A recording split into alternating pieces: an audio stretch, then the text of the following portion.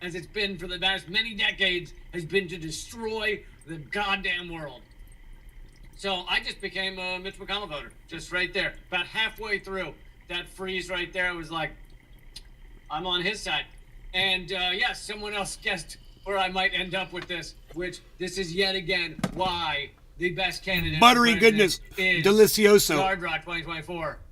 Okay, yardrock2024.com. This guy would not perpetrate war crimes around the world. He is not funded by any of these corporate entities. He is not going to destroy lives and everything else and facilitate the military-industrial complex. Yard Rock 2024 is the best we got going. Okay, maybe second best to Cornel West, but it's... All right, Double Downer. Come on, man. Come on, Double Downer.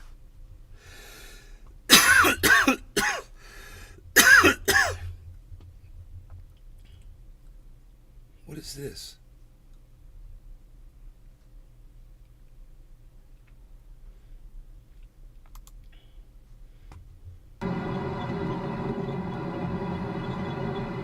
God, dude.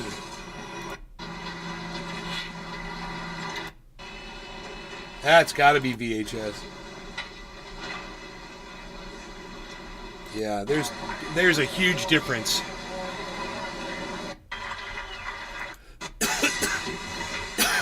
Wow. Wow. You guys.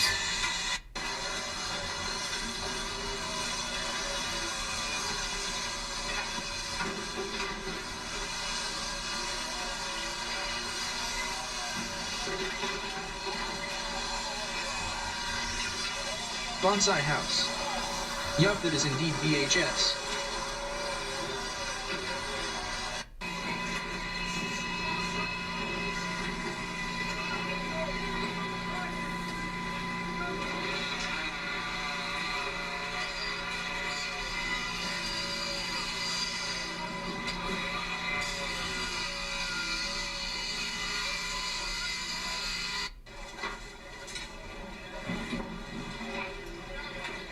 God. Dude, I can't even imagine the extent of that disaster, bro. I can't even imagine it. Those buildings were so huge. They were all just brought to a giant pile of steel and debris. And they fucking cleaned that shit up. They cleaned every fucking piece of that shit up. Like ants. Fucking human beings are crazy, bro. What we're capable of doing. What we're capable of destroying. What we're capable of cleaning up. It's all immense feats, man, you know? We were so proud of ourselves, you know, for building such beautiful, huge towers. No one ever thought that we would become, you know, hated by other countries and other people, and that they would ever come and fly an airplane into them and bring them to the ground and destroy everything inside the fucking building, you know?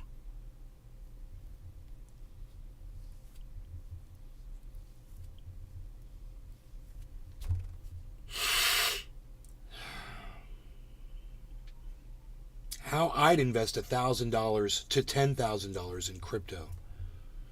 Ethereum, Arbitrum, Solana, Cosmos, Chainlink, Polkadot, Near, Polygon, Cardano, Algorand, Doge. No, I'm sorry. He doesn't have Cardano or Doge checked. He doesn't have Polkadot checked.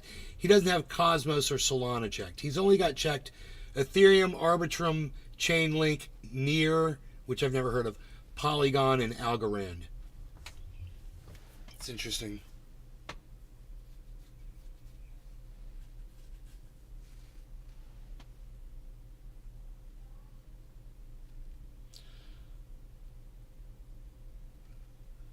Ed Bassmaster found a lost dog.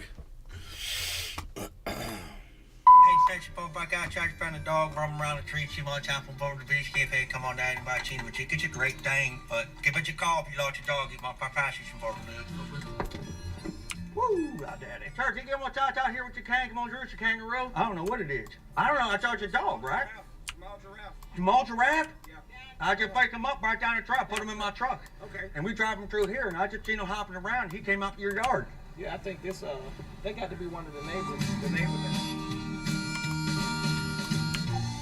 What's the shots you come around here buying puppies? Back after you lost your dog? What's that? Mark, watch out, was just driving around in my truck and pay attention with your puppy. Almost hit it with my truck. You know, you hit it? No, almost. So I pulled up, I said, I'm putting the back seat, kept on touching and knocking the door. Anybody seen it? No, I haven't seen it. You got him in the dog. Yeah, that's what I'm saying, by law. It's a pet bull. It's a pit bull. What kind of horse is that? Mini pony. Mini pony? What, they painted a black stripe on it? Yeah. And it's a Bonsai pony? house. Pony. That's $25,000 right there. Wonder whose it is. What are they called? Billy Bong $25,000 zebra colt. Just walking a zebra around. $25,000 zebra colt. That's him. He kept out your boo balls. We're out here filming, mates. And they kept out he says it's a pony. It's a pony. And what kind of pony? Dwarfism? I think it's a miniature pony. The dude doesn't know a zebra when he sees a zebra. How do people not know what a zebra looks like? Dude, wait. Got the new thing on TikTok. Yeah. Not him? No. Billy, how does this man not recognize a zebra? And any human being on this planet would recognize what a zebra is. How does he not know that this is a zebra? I'm so confused about that. I mean, that is clearly a zebra.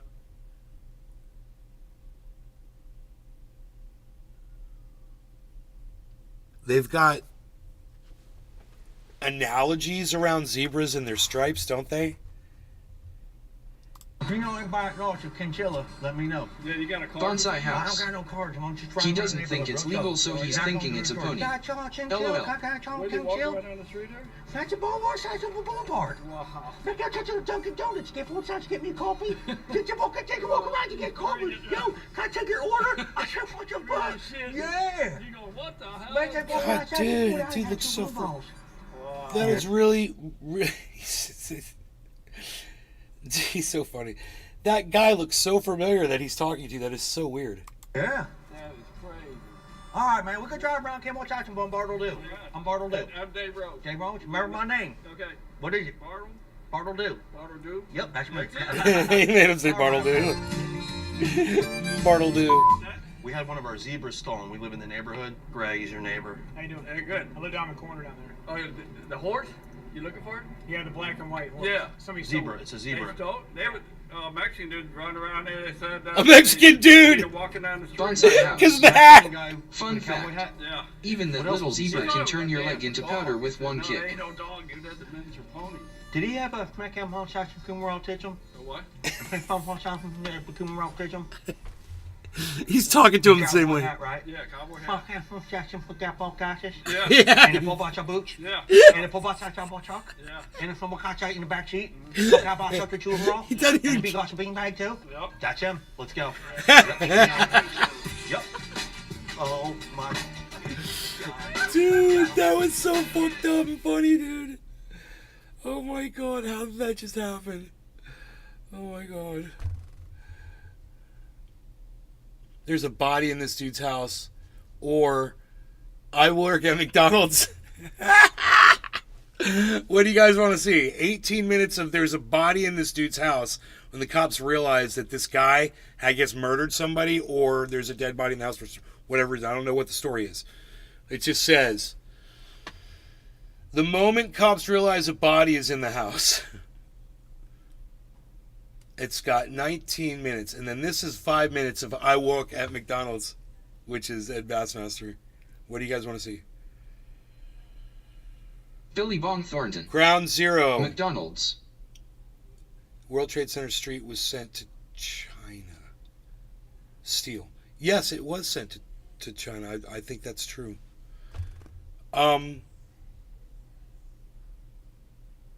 McDonald's. You want to watch McDonald's? Help! Help! Help!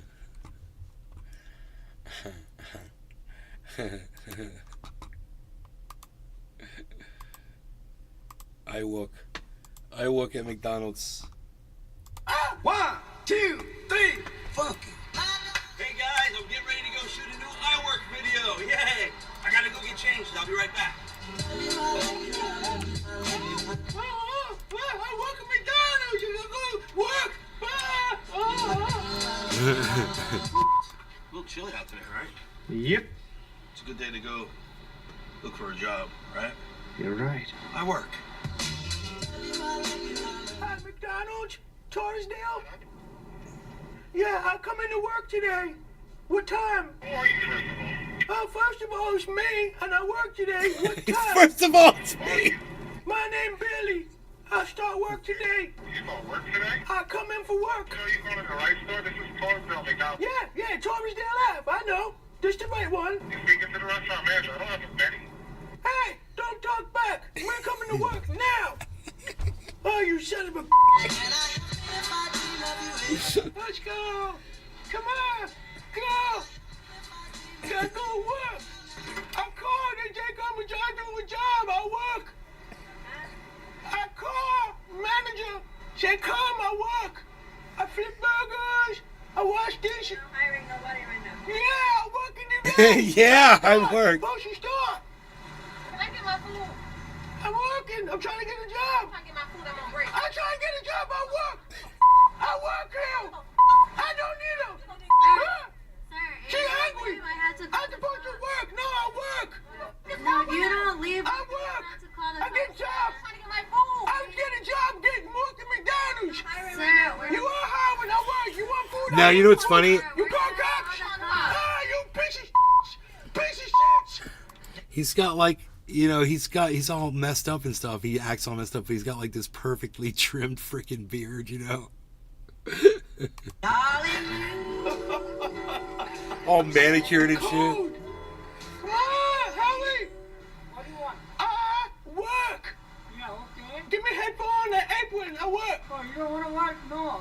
Yeah, I do want to work. No, you don't need it. Yeah, you do. No. Yes. You have 5 people. No, 6. Me. No. 6 people. Me. Okay, bye, thank you. No. Okay, bye, thank you. We working. Can we come in there and get a job? No. Please. Billy Von Let me Thornton. come inside to work. This character is so fucked up, ha ha ha. Out. Let me work. No. I gotta work. Call the police. Call the police. Give me donut. Give me donut. Hey, give me donut. Give me donut. I work. Join team. I'm not the hiring manager. Oh, let me in. Oh, no. Oh, yeah. Let me. Hey, I joined the team. I joined the team. I'm joining the team. Yeah, join team. Yeah, join team. I think. Ah! Get out. Let me in. Let me in. Yeah.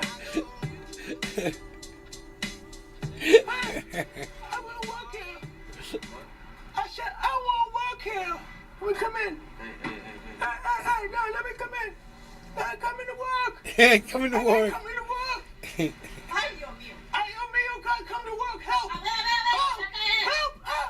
I come work. I want to work here. I need a job. I'll go work. We're not hiring, sir. We have you know. Oh, bullshit. Oh, bullshit, he goes. Just check out my bingo. Yeah. Hey, my manager. I'm here for work. I want to work. Start your day, work. You think you're gonna start work with that attitude? Attitude now. Attitude not working. Give me apron. No, sir. Yes, sir. I'm gonna need you to leave. Why? I'm gonna work and make fries. No. And make fries. There's an application online. Online? Yeah, you gotta go online. I don't have a computer. You can do it on your phone. On your phone. No. There's no way for me to hire you without you doing it online. Oh, give me apron. Name tag. No, we don't have to see. We don't have name tags. Name tag. Damn. My name Billy. My name Billy. I'm telling my worker. How can I help you? I'm good. They already work. How can I help you? Really? Philly, how you get here now? I walk, take bus. Yeah, you might want to walk and take the bus back home now. Oh, you smarty. Thank you. You smarty. Thank you. Give me cookie. Flat out. Yeah, give me cookie. Flat out. cookie. Don't open my cabinet. Give me cookie.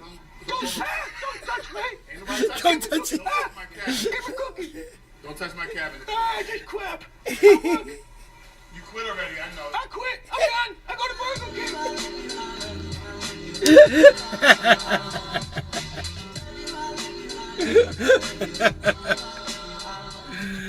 Oh shit, dude. All right, now let's see what's up with the body in the house, bro. What's up with the body in the Florida, house? On May 5th, Oh, Florida, of 2023, course. Deputies were dispatched to conduct a welfare check on a woman who hadn't been seen for several days. Florida. No surprise here.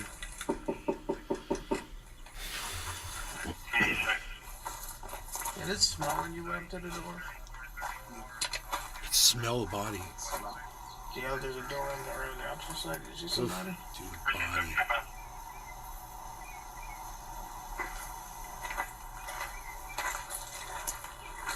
The other side reeks bad. Is it the neighbors just chilling outside and doesn't know she's dead in there?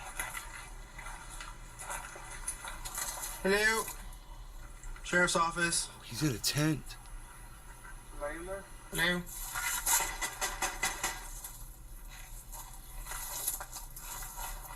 They knock on the tent.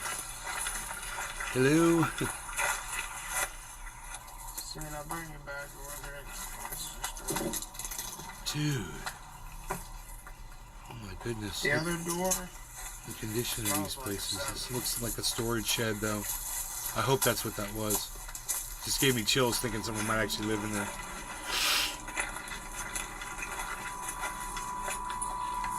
Weird, he checks the tent and the storage shed before he bangs on the door of the house, right?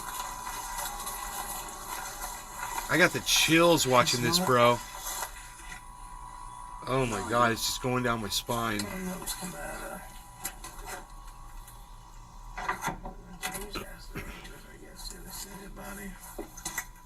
that Reese right there, right? Yeah, I saw him. Let's go to the neighbor. One next to us over here. See if they're standing by over here in a minute. So they end up finding this guy. He's a neighbor, right?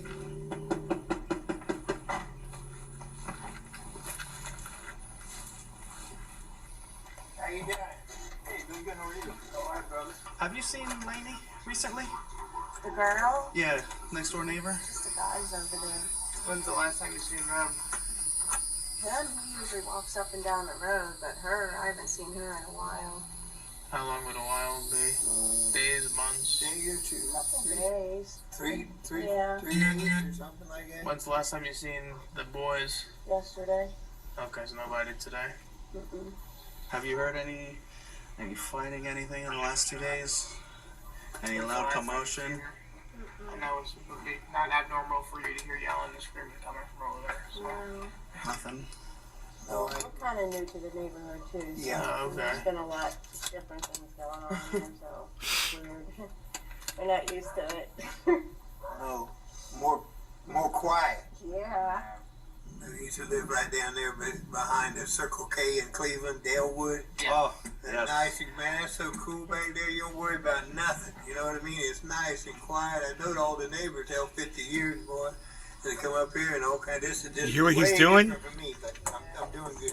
All right. That's all that matters, that you guys are doing good. He's chatting them up. He's chatting them off. It's smart. He's small talking them, and this guy knows what he's doing. He's slick. That was good.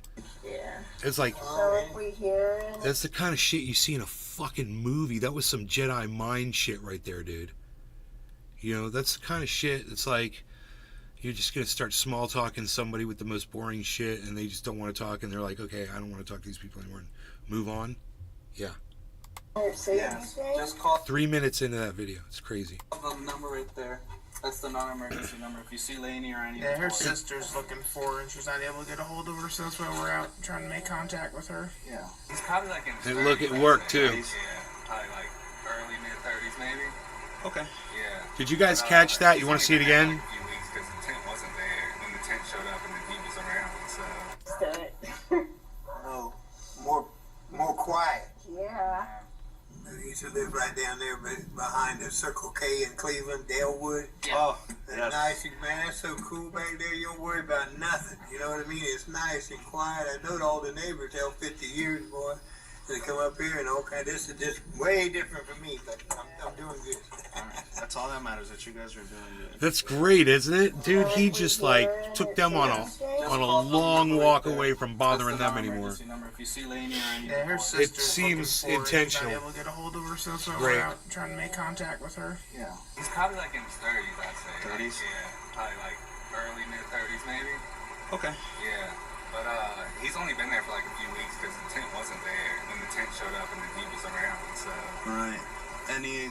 Any commotions or anything in the last couple days or no before like then? yelling or fighting or anything like that. Nothing. Here, they're pretty quiet. Billy Von Thornton. Okay. The most Just I see rambles out of about it is something just, else, like, haha. sometimes he walks up and down the road. Today he was riding a bike. So Do you know what color bike it was? I didn't pay attention. Okay. Was it just a bike or a Yeah, like tricycle? just like a full size like cycle bike. Okay. Alrighty.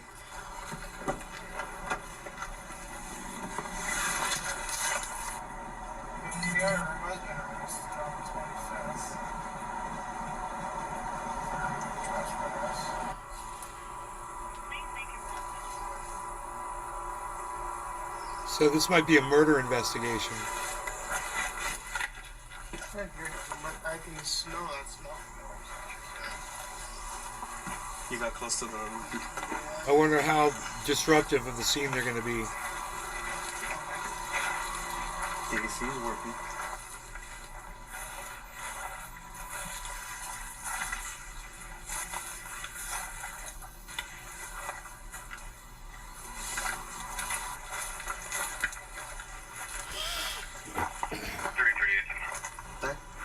That could push in. Yeah, we're not gonna push this thing. It ain't supposed to be pushed.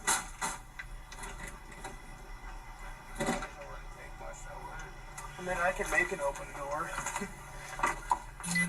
There's a door on each side of the house. It's like propped up with something. Things like ready to fall down. Oh, the bench.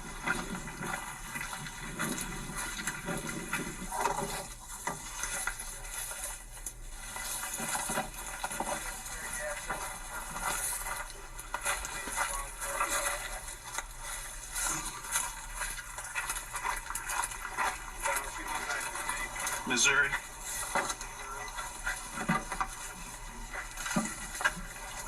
What is he doing? What is he doing?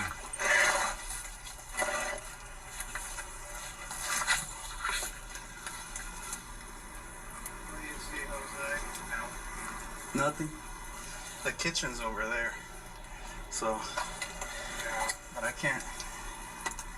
Oh, he's trying to look in the window.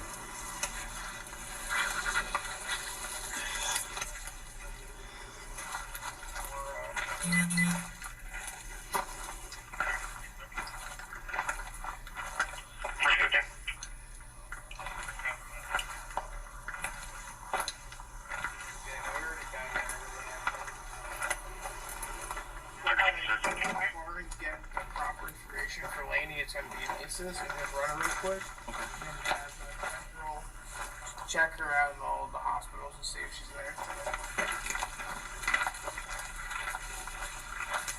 After checking the hospitals, deputies returned to the house to continue looking.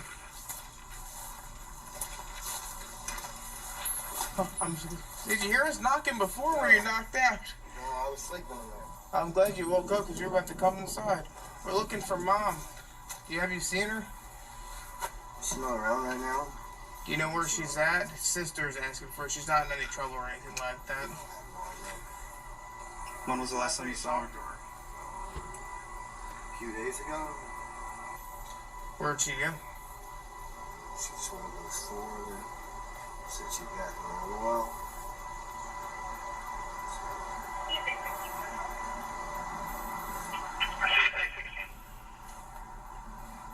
Is it that normal for Mom to be gone for days at a time?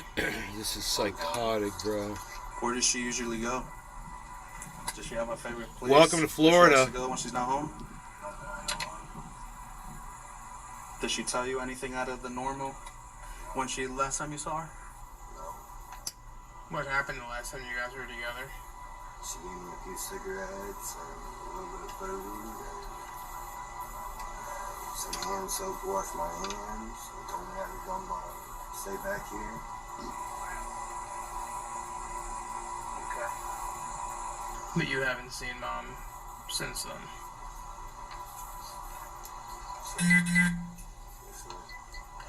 When's the last time you text, called her, or anything like that? Okay. When was the last time you saw Dad? A week ago. Do you know where he's staying at? No, I heard that she might have called the cops on him. Yeah, he got arrested the 25th of last month. For trespassing. Do you know who stays in the tent? Well, that's what I was saying before she said I come in the house. Oh, she told you you could come before she left? Chili Dog. G-Nick. Hey, Chili Dog. Make sure she's not in there. It's not my house. Huh? I can't tell you no. Okay.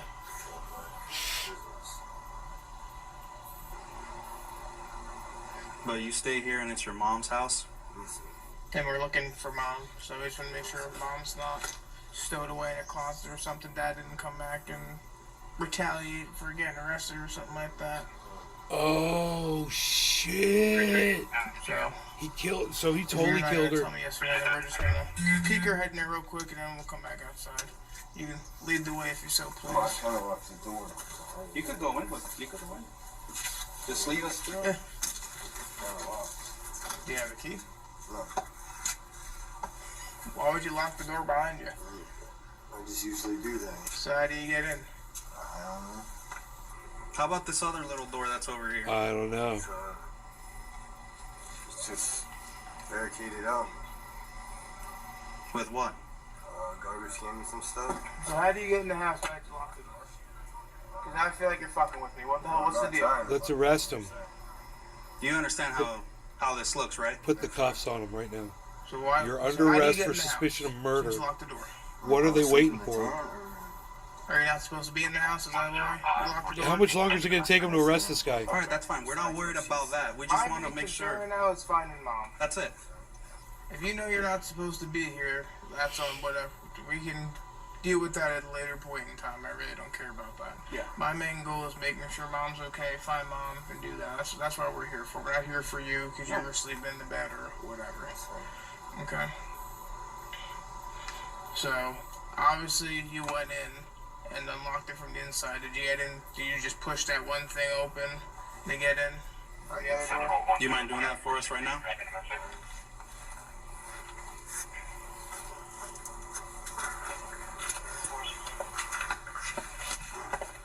You gonna run? You think he'd run? Right now, you better run right now.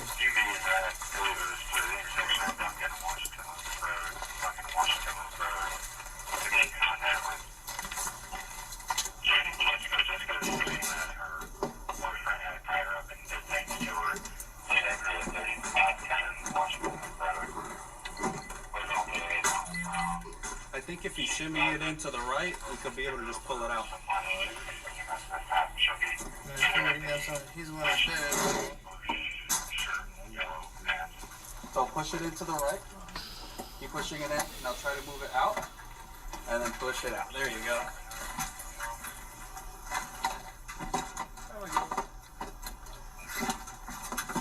Oh boy. Oh boy. How far away is he taking the door? The smell in there. Oh my god.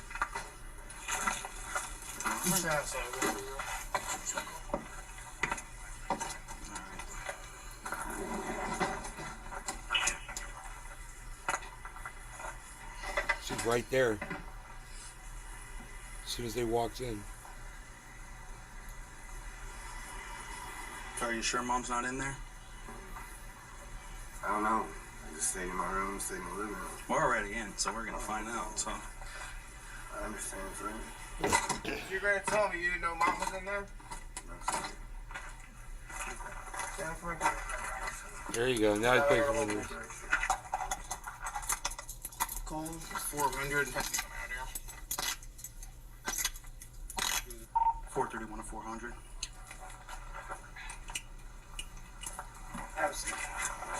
God bless America, dude. He went and killed her because she called the police on him. I'm gonna need you to come out here. It's going to be a big issue. Just gonna read you Miranda so you know your rights before anything happens, okay? Alright, so you have the right to remain silent. Anything you say can be used you in court. Do you understand that so far? Alright, so you have the right to talk to a lawyer for advice before we ask you any questions and have him or her present during questioning. If you can't afford one, Roasted garlic for berry. you before any questioning. Gala just Do you crashed. understand that so far? Alright, so if you decide to answer any questions without a lawyer present, you still have the right to stop answering at any time. You also have the right to stop answering at any time. What is so you talk to Gala? a lawyer. Is that You a understand that? crypto? So after being read these rights, you still wish to talk to us? So we're not going to ask you any questions at this point in time, but Just in case. someone at some point will. Yeah.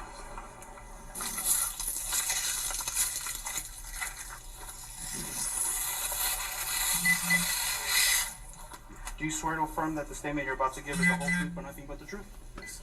When we first got here and talked to you, you said you hadn't seen Mom in Roasted how garlic long? berry. Yeah, Gala Games. A few days. It's a token.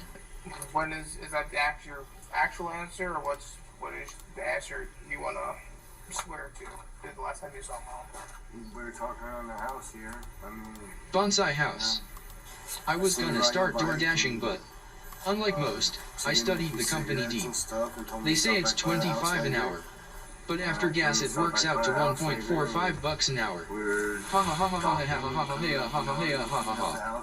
No. She told me to stay inside. And $1.45. a few days ago. So it's all But you tips. said that wasn't the truth, that you weren't supposed to be staying inside. No.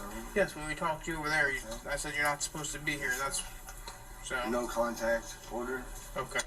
I believe. Do you know if it's still active or no? No, sir. Okay. I imagine it might. I don't know for sure. I figured if she told me I could come and stay with her. And I don't know. Okay. What is there no contact order between you and Mom for? We got into the dispute. She said I slapped her, I punched her. So battery? Yes, sir. Okay. That's just- Domestic stuff. Yes, sir. When's the last time you seen Dad? This last week, I believe. Okay. How did your conversation with Dad go the last time Billy you saw him? Von Thornton. Oh, busted. Bad? It wasn't bad. It wasn't bad? How about between mom and dad? Did they talk? The only thing I knew is she told, at that point in time when she got home, she told me and him both to leave, so I left and went walking somewhere and stayed away. Do you know where Dad is at currently? Do you know if dad has a job? No, sir. And you haven't talked to Dad since That night, yes, sir. that night? Okay. When I guess he got arrested That's what I heard. and you left, so you didn't get arrested. Yes, sir. Okay. Chili dog. And then your Did this mom dude told kill you somebody? Yeah, it looks like he killed his mom. Yeah. Did you Then he notice stayed in the anything house different with while her you were body staying here? while it was stinking up the whole freaking double wide. Did that not raise any alarm to you? Little. Did you go and check? I mean, I did kind of look in there. I'll see, I guess I should really, I don't have a cell phone or anything, I should call him. Okay. So you saw her in the position that she's currently in now. Yes, sir. So why did you tell us that Mom wasn't there? Yes. You know better than me. I wasn't the one that did it, so. Yes, sir. Because I smelt her before you ever even came outside, and you're telling me Mom's not in there, and you know damn well that she was in there, Yes, sir. and you're lying in there. So why wouldn't you just tell us the truth? We told you from the beginning we weren't there for you. We just wanted to make sure mom was good. Yeah. That's all. So what prompted you to lie to us? Startled. And you, When you went in there and checked on her 2 days ago, did you know that she was deceased? I couldn't say so. I wouldn't say no. Okay. But was it apparently obvious to you that somebody smelling like that wouldn't be somebody who would... So why didn't you call law enforcement when you found her deceased? You don't know? Okay. Any idea why she is deceased? No, sir. What could have happened? No, sir. Okay. I really don't. I got you. Well, that will conclude our portion of our interview. Is there anything you wish to add, change, or leave from what you told us? No, sir. Have we discussed anything off tape we have not discussed on tape? No, sir. Alright, that included. Dude, yeah, they haven't been charged with her murder yet. It's fucking crazy. This just happened. This is from yesterday, guys. This is probably going to be my local news today or tomorrow. Oh my god. What's up, everybody on Rumble? How you guys doing? We're waiting to see if Bitcoin hits my prediction, which is 26,250. Now, we got $162 away from it. Not bad. That's close. 162 bucks. Pretty close. I'm still saying it's going to go all the way up there. So, we got to give it another opportunity to get past 26,088. That's the high. This is going to be fun to see if it does it. I'll be keeping my eye on that.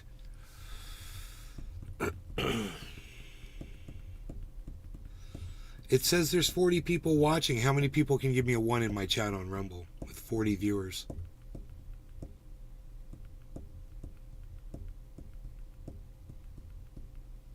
Or how many thumbs ups can I get? Or follows?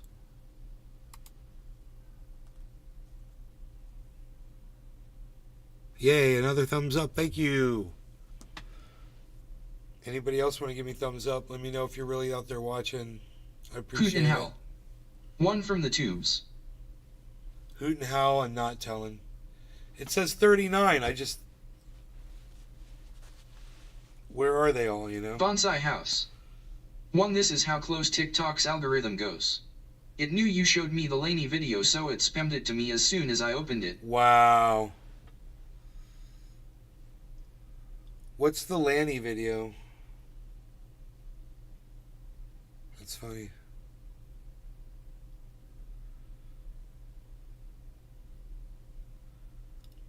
How does it say 37 people and only one person is in the chat?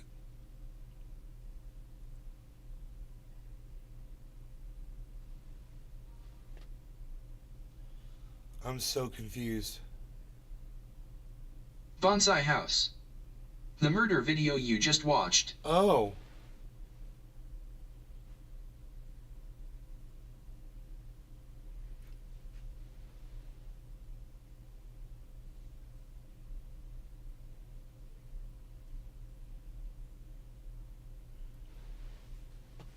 This just went up a day ago. My bad. This is from, this has already been in the news. This is from May 5th of this year. My bad. Not telling. Can you believe that Rumble says that there's 42 people Liners, watching? man, liners. Rumble says there's 42 people watching and there's really only one person in my chat right now. How is that?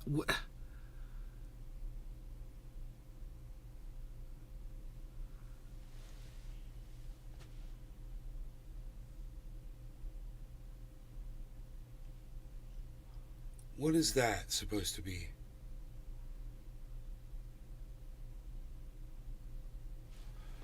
Where's all the people?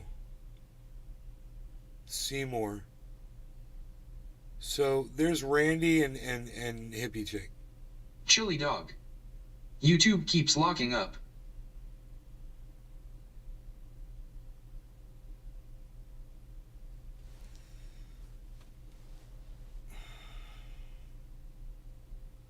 I ain't buying it.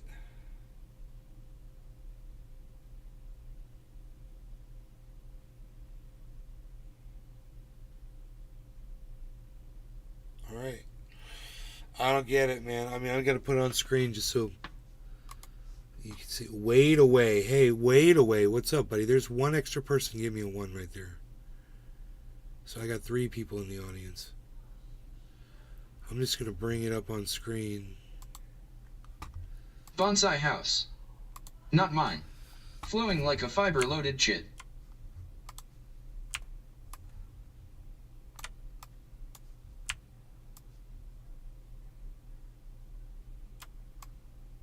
Chili dog. Every time I put in a chat, it locks and I lose 15 seconds.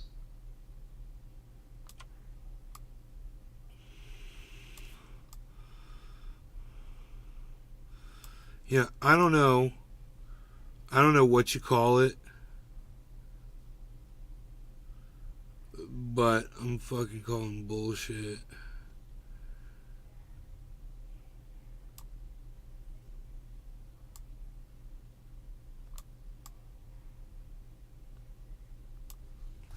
I don't know what you call it, but I'm calling bullshit.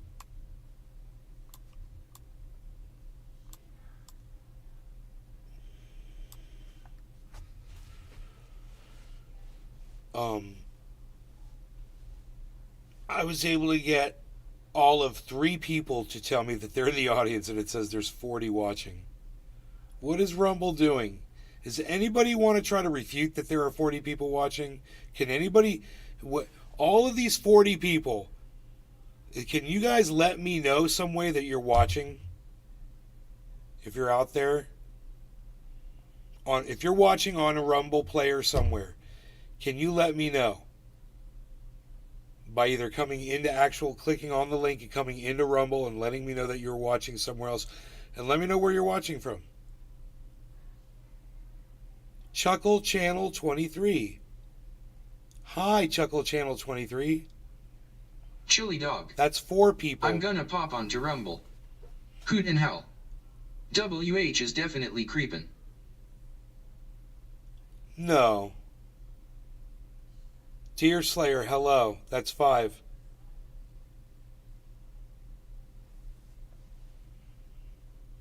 Bonsai house. Could all of you guys please give me... Can't you watch but not comment if you don't have account?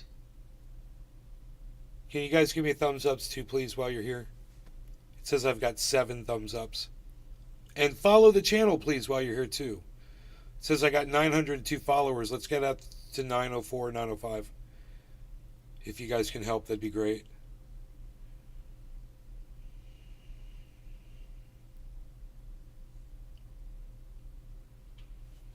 Chili dog. Bro, I can't get Rumble to load. I don't Hoot in know. hell. Cali, No, when I Bankhead went to Rumble, Springs. I couldn't chat unless I started an Wait ACC. away. Where's Bankhead Springs in California? What are you near? Like, what big are you? Is that Southern California? Bankhead Springs. I'm not familiar with that. I lived up in Lake County for 10 years. What am I saying? 13 years.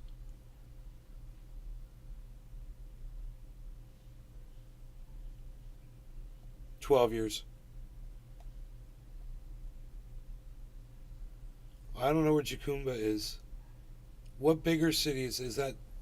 Sokol, bro? Wait away. Is that Sokol, bro? Is that Sokol, bro? I want some kefefe and grapes and watermelon. And people fanning me with banana leaves would be nice too. Yeah, like 6 people with banana leaves. Just that'd be so cool.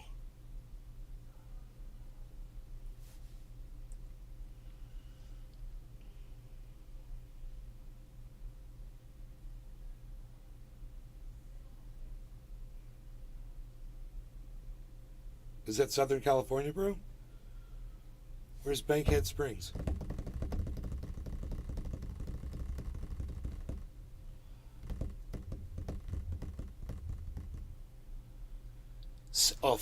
No, you're East Coast? I'm far East Coast. Wait away, he's like, I'm far East Coast, son. San Diego. Yeah, way south. Hell yeah, bro.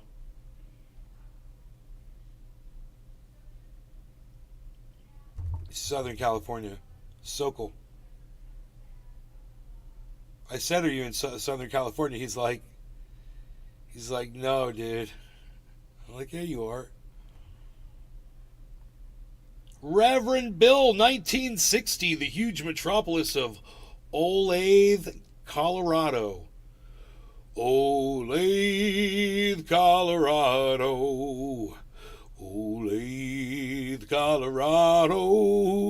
Bonsai house. Olathe, Holy shit. Colorado. Just saw a crop duster being used for gender reveal and crashed, almost killing everyone at the party. Nice. All gender reveals are officially deadly. All gender reveals are officially not necessary and shouldn't even be a thing, in my opinion.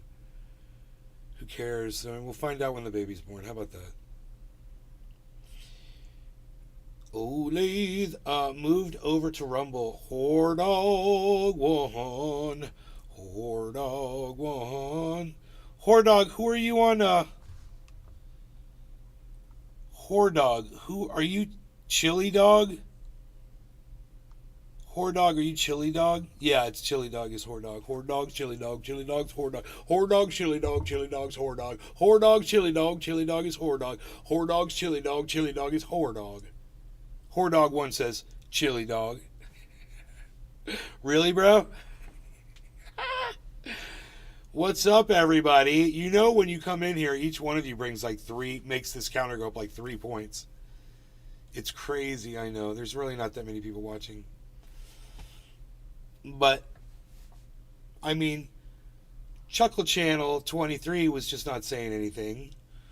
Deer Slayer's in Iowa, 1959. Hell yeah, Deer Slayer. Wade Away is in San Diego. Reverend's in Olathe, Colorado. I'm in Orlando, Florida. And pronounced the same as Olathe, Kansas.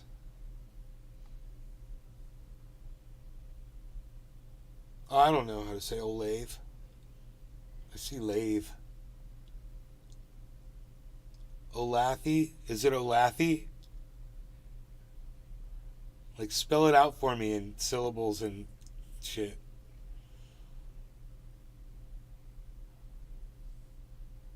Olathe. I like Olathe. That's kind of cool. Like, I gotta go make it out on the Olathe. Reverend Bill's 1960s like, no! YouTube was pissing me off with the lag. Hordog. Hordog, Chili Dog, and Chili Dog is Hordog. Hordog, Chili. I want cafefe and I want grapes. What do you guys think about that?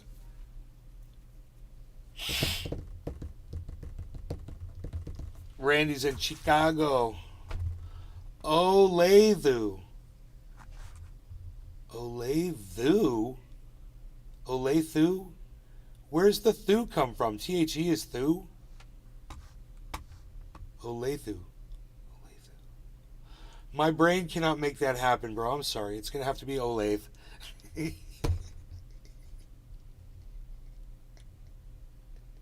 That's fucking funny.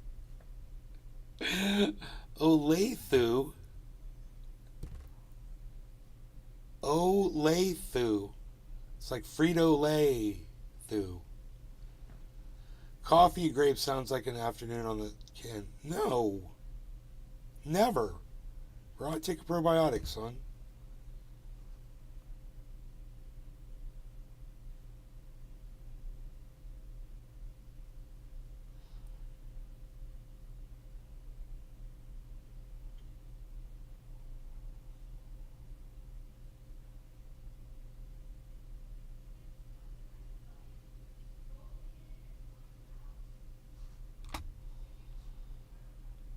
Fucking psycho bitch.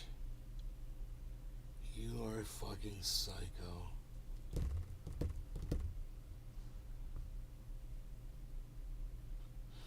Psychiatrist explains why you feel tired all the time.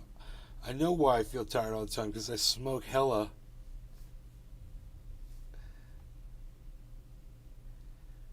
You flung took the... Dude, you say Olathe. You said THU. Am I reading that wrong? Oh, Reverend Bill 1960, why are you being mean to me?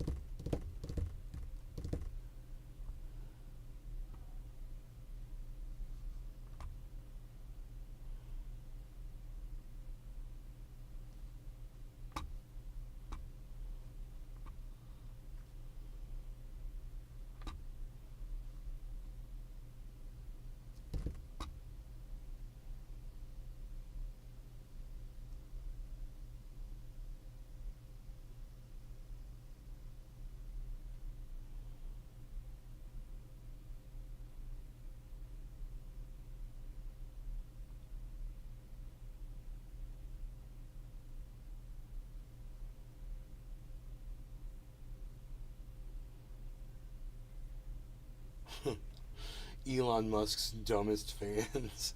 Bonsai House. My kid's friend's dad tried to ask me how I knew we can't OD on cannabis. The meme came rushing back, so I used it and said, because I try. Every day I try.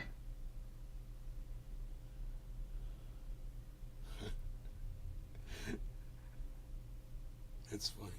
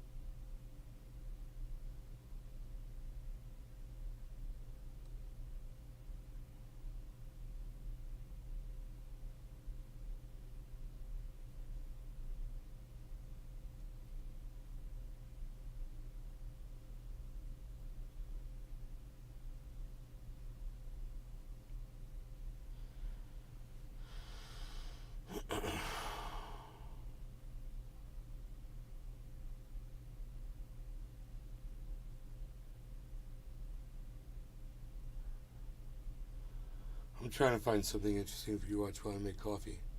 I'm going through the list of offered up videos right now.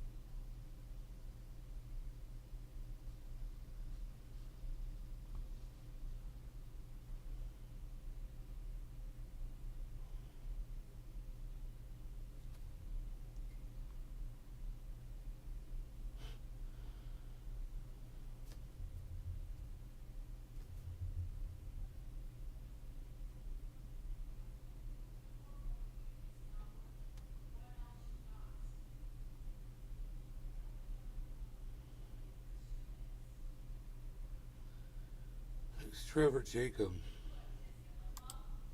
Well, it now looks like the Trevor Jacobs plane crash story has come to its inevitable conclusion, or at least the first one. As I'm sure you remember, this story generated a lot of noise when it first came out. But what's really interesting here is that it wasn't Jacobs' decision to crash his poor plane on purpose that got him into the most trouble. Enjoy this video presentation, guys. Stay tuned. And I will be right back. Meanwhile, share this in all of your favorite social media Back in May, platforms. finally got confirmation that Trevor Jacobs' plane crash was a deliberate act, not an accident, which I'm sure didn't come as a surprise to basically anyone in the world who's been following this story from afar. The young man behind this stunt may not be smiling now. He is facing several years in prison. In case you somehow managed to miss this whole story, Trevor Jacob is a YouTuber whose first claim to fame was that he represented the United States in the 2014 Winter Olympics as a snowboarder. He's also been active in various other extreme sports like motocross, skateboarding, parachuting, and a couple of other things. But most of the world learned about who this guy actually was back in December of 2021 when he published a video on his YouTube channel called I Crashed My Airplane, which, as it turned out, was actually a 100% correct title. Oh my gosh. I have no idea where I am. Trevor Jacobs' YouTube channel didn't really have a big audience before this video was released, and in the past few months, Jacob has repeatedly removed and then republished it several times. At the time of this recording, the I Crashed My Airplane video is still up on the channel and has 4.3 million views. Now, I have already done a couple of videos looking into this charade, but to recap, Jacob took off from Lompoc City Airport in California on the 24th of November 2021. When he started this video, he explained that he wanted to fly to Mammoth Lakes, also in California, which is about 200 nautical miles away to the north-northeast. He explained that the reason for this trip was to spread the ashes of a friend, and after that he also presented a video sponsorship for a compact wallet. The aircraft that he was going to fly was a lovely 1940s Taylorcraft BL-65 with registration November 29508. Now, Johan Brown over on the Blanco Lirio channel explained that this aircraft was previously owned by a flight school in Lincoln, California, who used it for tailwheel training, which is where you practice the handling differences between aircraft with a nose wheel and a tail dragger like that one. At that flight school, this lovely old little airplane even had its own nickname, Patches. Now, what started off as a little bit suspicious was that Trevor Jacob had, at the time, even before he released the video, not featured this plane in any of his previous videos, or even mentioned that he had bought it. Instead, he used to fly an experimental Rons S-21 bush plane. During the investigation, it was found that he had actually bought the Taylorcraft shortly before the crash flight, announcing to people that he had big plans for it. Now, he did actually buy it as a flying aircraft, not as a non-airworthy part plane, as it was sometimes reported at the time, but we'll get back to that. Jacob boarded this plane while wearing a full sport parachute rig, which was suspicious in itself, and he then took off, taking a scenic route over the Los Padres National Forest, which is a large nature preserve near Santa Maria in California. And a little bit unusual, at least for a scenic flight, he climbed the small aircraft up to about 10,000 feet over the mountains.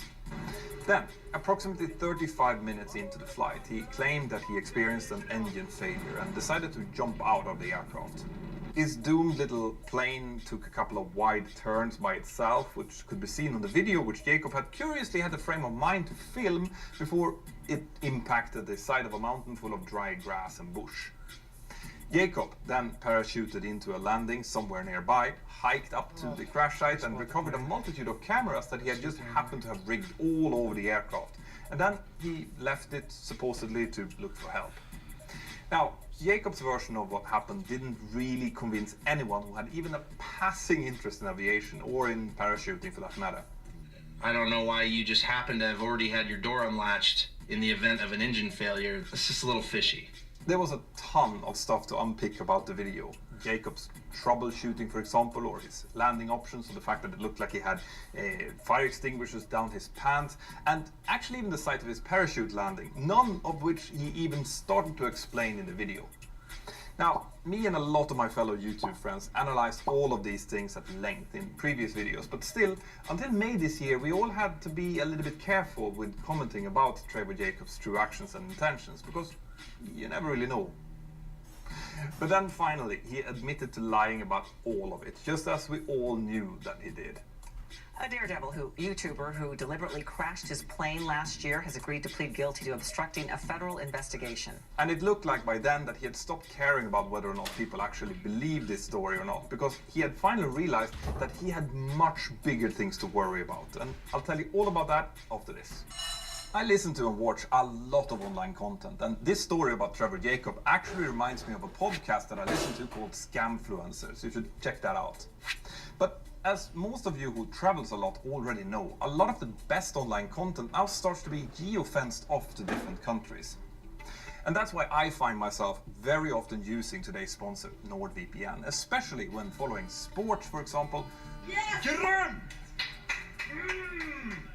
Or in my case, local Swedish TV series and shows. NordVPN helps me to virtually move to wherever I want all over the world at the click of a button. And it also acts as a first layer of protection when using Wi-Fi's in hotels, airports and restaurants. It's a super fast service with hundreds of servers all over the world and in loads of different countries.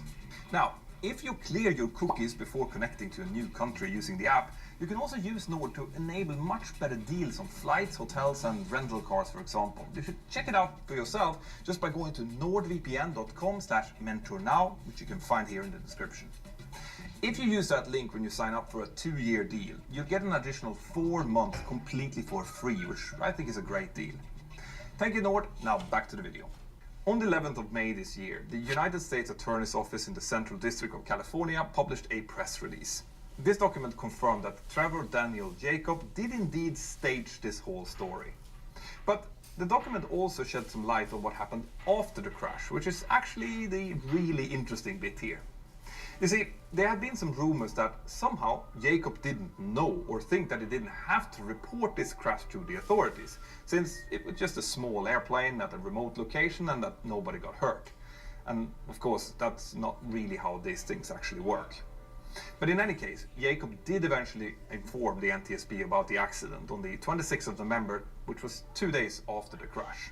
And on that same day, the NTSB informed Jacob that they would indeed investigate the crash, which would involve examining the crash site and what was left of the aircraft.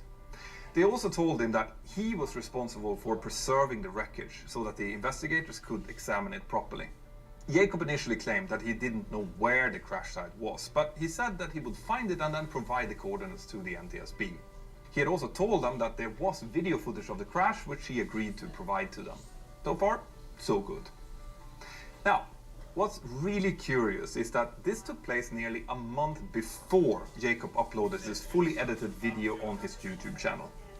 It is not clear if he ever gave any of that footage from the GoPro cameras to the NTSB, but it is clear that he absolutely did not want the NTSB to examine the wreckage. And why do you think he didn't want that? Oh my gosh. I have no idea where I am. Well, obviously the aircraft didn't have a mysterious engine failure as he had claimed it had, so he probably didn't want people examining the aircraft and its engine to find out that he simply switched it off or that he ran it out of fuel deliberately. But another little problem that many people noticed after he released the video was that his plane probably also had the wrong engine installed in it. The Tailorcraft BL65, which is what this plane was, normally came with a Lycoming O145B1 65 horsepower engine. This was the engine that this specific aircraft with registration November 295A had installed in a picture that you could see which was taken in 2016. But a lot of people noticed that the engine in Jacob's video was instead a Continental with the valve covers crudely spray painted red to make it look like the previous Lycoming engine. Now, changing an engine on a certified aircraft like this is possible. Other versions of the Tailorcraft B model actually do come with some other engines. But those kind of changes can be costly, involving checks and paperwork which cost a lot of money. Since we now know that Jacobs always intended to crash this aircraft, a changed and crudely disguised engine could maybe be a sign that this was a less expensive engine and that he didn't want to waste the original. Who knows? Well, at this point we don't really know when the engine was changed, how many hours the original engine had, or who actually made the engine change. But it appears obvious that Jacobs didn't want the NTSB to examine anything of this aircraft, neither the engine nor the fact that the plane normally had a little boarding step installed that he probably removed in order to make sure that it wouldn't interfere with his planned parachute jump. So, for all of these reasons, it seems like Jacob just decided to make the aircraft disappear. The press release of the attorney's office explains that on the 10th of December, almost 2 weeks before he released the video, Trevor Jacobs went back to the crash site, but this time with a friend's helicopter. Jacob and his friend then lifted the wreckage using the helicopter and carried it to a place where Jacob had left a pickup truck with a flatbed trailer. Remember, all of this was taking place at the same time as the NTSB was trying to establish the crash location, which Trevor Jacobs still claimed that he didn't know. Jacob then loaded the plane onto the trailer and drove it back to the airport where he had taken off from. Once he came there, he basically destroyed what was left of the aircraft, which was an airframe made out of steel tubing covered in fabric and wings that had a fabric-covered wood and metal structure. Jacob hacked the plane into small pieces, throwing it into several different trash bins at and around the airport.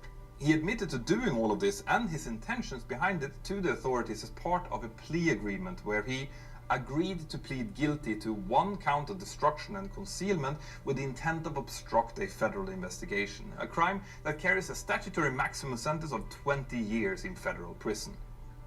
Now, there are a few key things about the wording of this statement.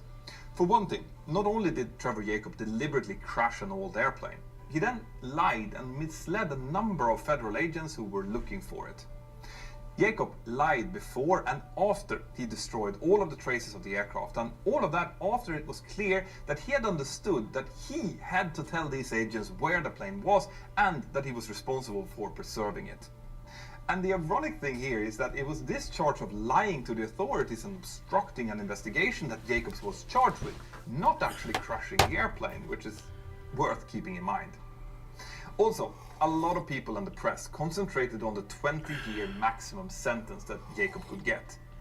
But obviously, this would only be the legal maximum, assuming that there wasn't something else like a plea agreement in place, which there is. Back in May, most people who are following this story, including my team, missed the fact that the plea agreement itself was published at around the same time, or possibly shortly after the... like duh. I like that. That's fucking funny. Alright, so... what's up? What are we doing here? We don't want to watch this anymore, do we?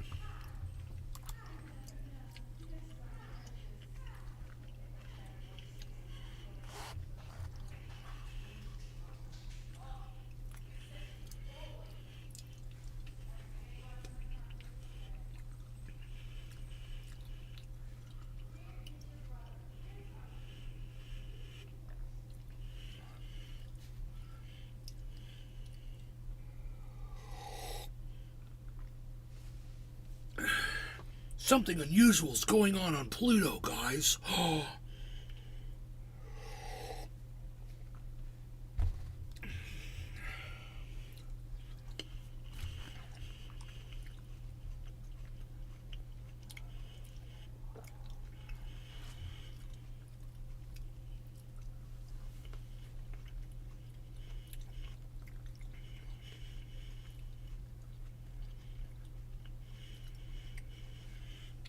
Let's go to the news, man.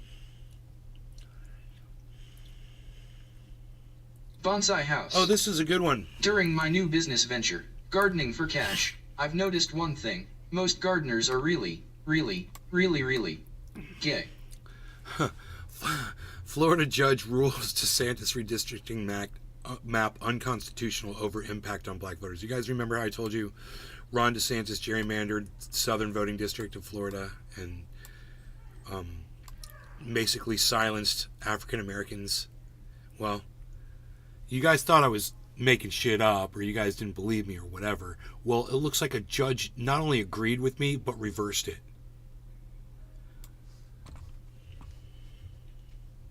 So that's good news.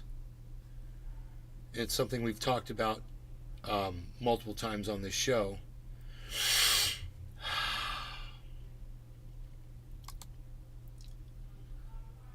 What the hell?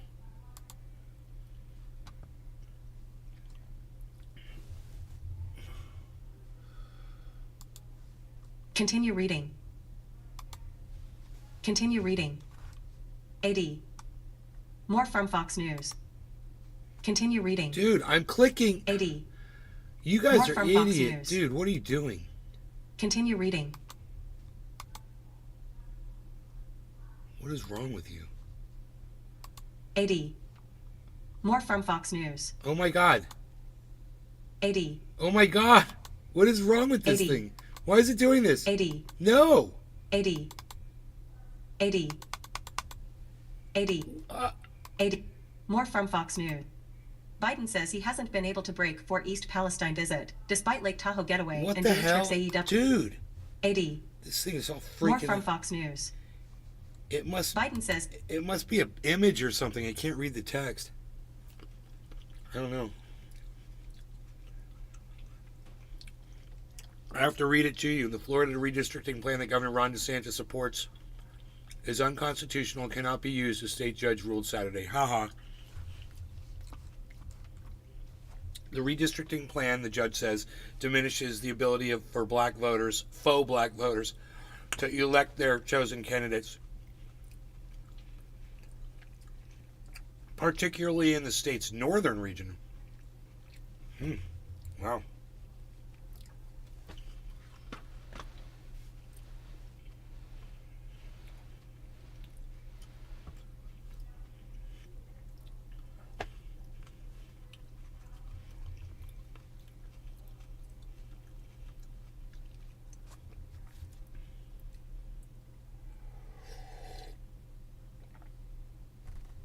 Bonsai House. I'm taking up to 2,000 milliamps of ginkgo per day now. I can remember what happens tomorrow. I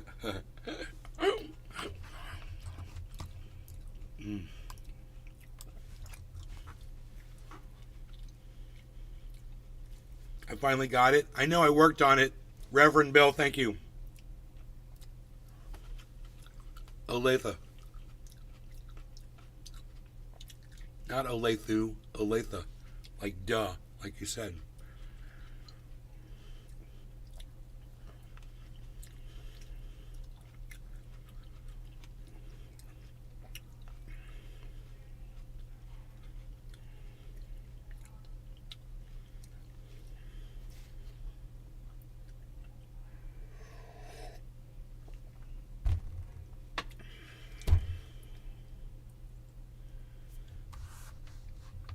Okay, I don't care about any of this. I can't believe this thing wouldn't do the read back for me.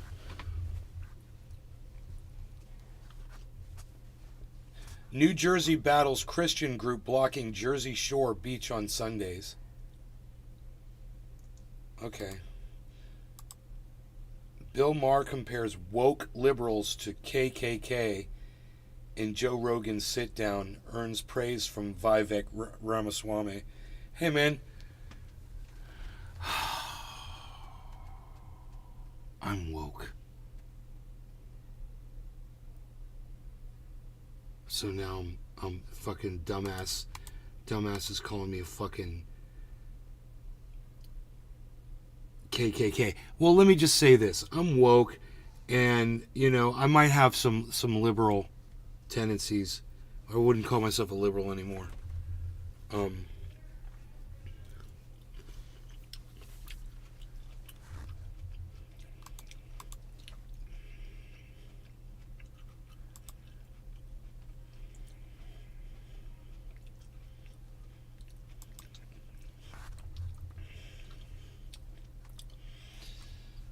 But, I mean, if you're woke, does that mean you're like the... I mean, I guess I could see where he's saying woke liberals, like the crazy fucking libs of TikTok. Examples. Yeah, they're kind of crazy. You know, those idiots that did that song, We're Coming for Your Children, yeah, they're fucking crazy. I wouldn't say they're like the KKK, though.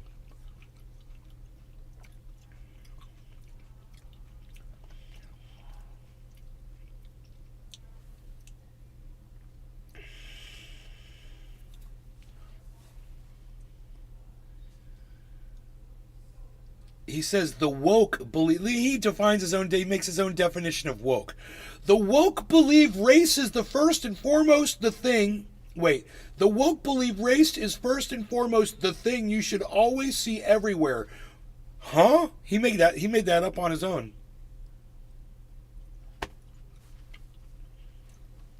Which I find interesting because that used to be the position of the Ku Klux Klan.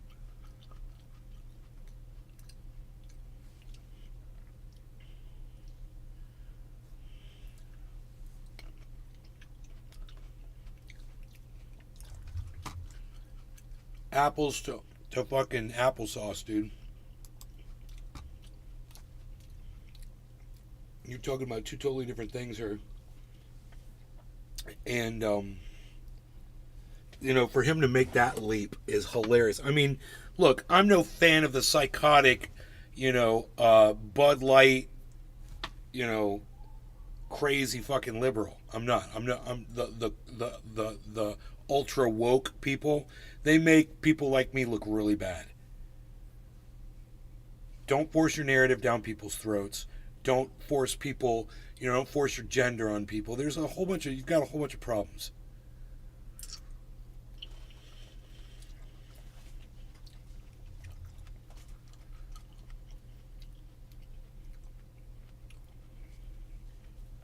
But Bill Maher's completely wrong in saying that they're like the Klan. That'd be like me saying Trump supporters are like the KKK. Which I did used to say that. Until I got to know some of y'all nice folk. You're really nice. And I know you're not like KKK people.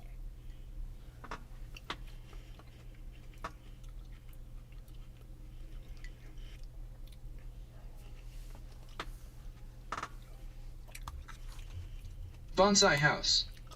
You got me. I will stop forcing people to look at my taint. Neo-Nazis parade swastika flags in Florida chanting, "We are everywhere." How many people were at that protest?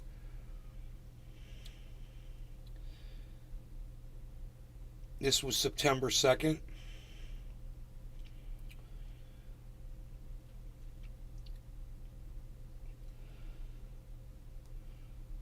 They were basically, you know, supporting the murder up in Tallahassee.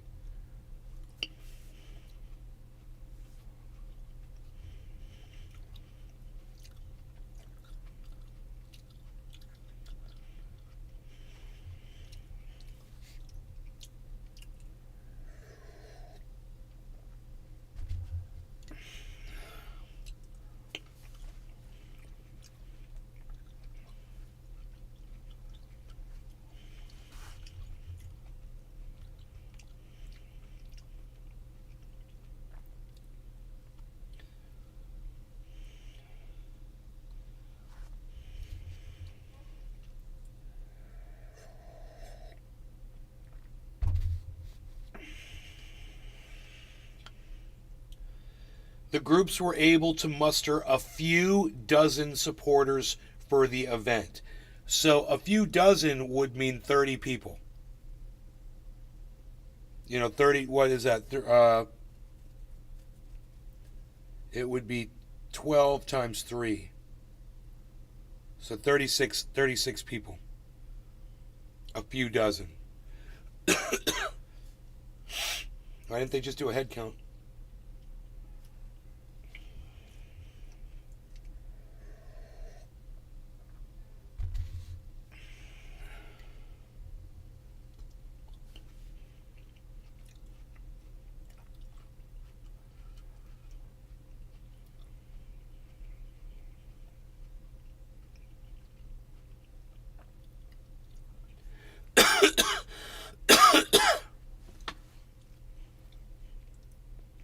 They proclaimed Heil Hitler. They gathered at fucking Crane's Roost Park. Dude, it's right down the fucking street from where I live. I've actually performed at Crane's Roost Park. I played guitar there. Under the band shell.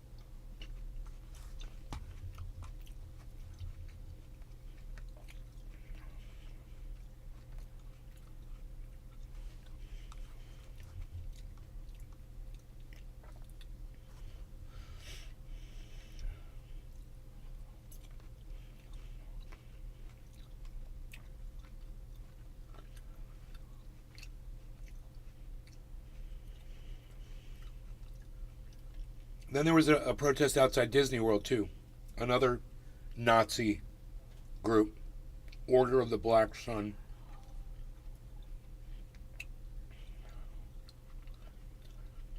Right-wing activist Laura Loomer was harassed by the Nazis and endured anti-Semitic slurs.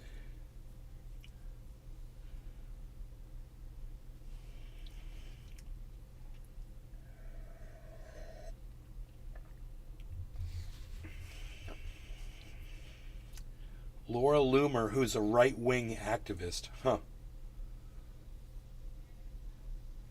She got attacked by her buddies. She doesn't realize how much she has in common with them Nazis, and those Nazis don't realize how much they have in common with her. You know? They should sit down and talk instead of trying to fucking call each other out.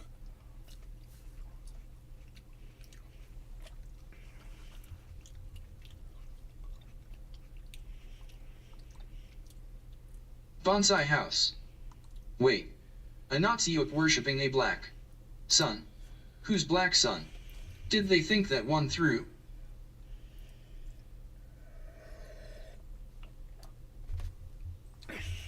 No.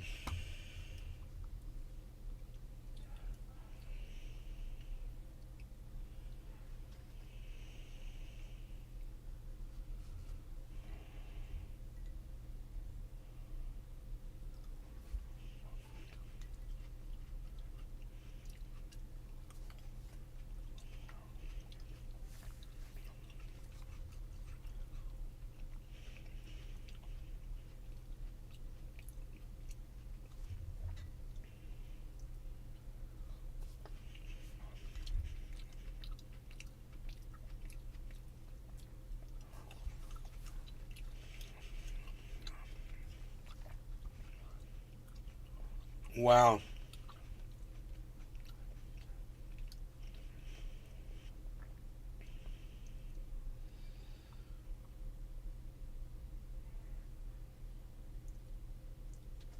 Wow, dude. We're in big trouble. This hits close to home, guys. Like 5 miles away from mine. It's creepy. The Nazis are here. Oh my Tom. Hey, Jabroni, what's up there, palsy?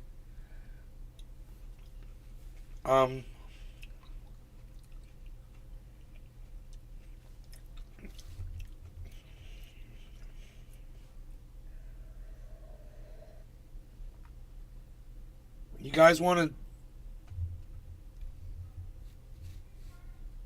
call it? Let's call it, man. 3 hours. I mean, nobody's saying anything in the chat, so I think we're good.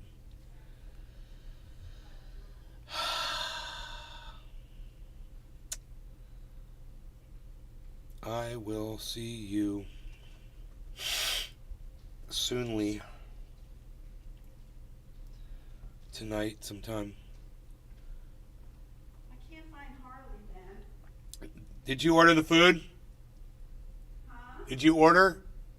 Yes, I did. Okay. I'm going to go pick it up. Why is this open? Weird. I don't know where he is, Charles. It's open because I was spraying. You guys take care. I'm going to talk to my mom. Love y'all. Take care. Bye, guys.